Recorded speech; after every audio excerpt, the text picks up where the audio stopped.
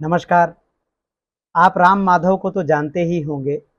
Ram Madhav BJP और RSS के सबसे बड़े नेताओं में माने जाते हैं और राम माधव सच्चे स्वयंसेवक हैं। आज कुछ और कहते हैं, कल कुछ और कहते हैं, लेकिन इन्हीं राम माधव ने अमेरिका में मोदी सरकार की पोल खोल कर रख दी है।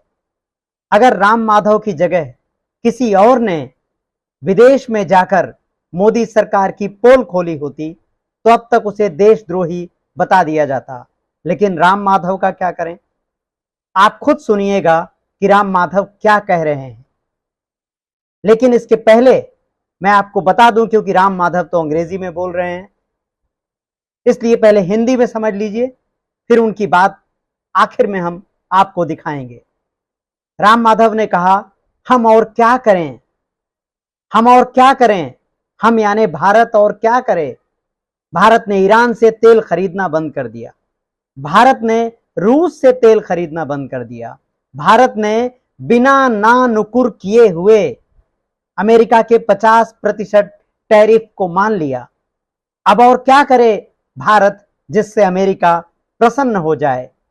राम माधव अमेरिका में वॉशिंगटन डीसी में एक कार्यक्रम में बोल रहे थे, जहां दूसरे पैनलिस्ट से बातचीत के क्रम में राम माधव बता रहे हैं कि भारत कैसे अमेरिका के सामने नतमस्तक है।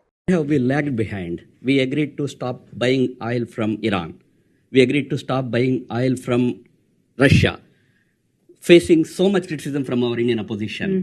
We agreed for 50% tariffs. Agreed means we did not say anything. We maintained our patience. 50% tariffs we agreed. Today, in the new trade deal also, we agreed for 18% tariffs, higher than what it used to be. I mean, average tariff. So, where is India lagging behind in that?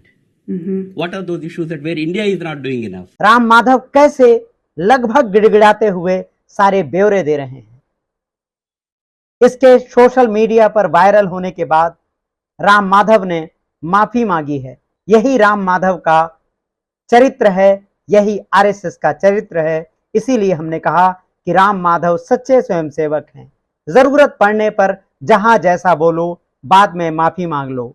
इन्हीं राम माधव ने कुछ वक्त पहले Indian express में लेख लिखकर महात्मा गांधी के हत्या के कारणों को जायज ठहराया था। अब राम माधव अमेरिका में भारत की बेइज्जती के लिए माफी मांग रहे हैं।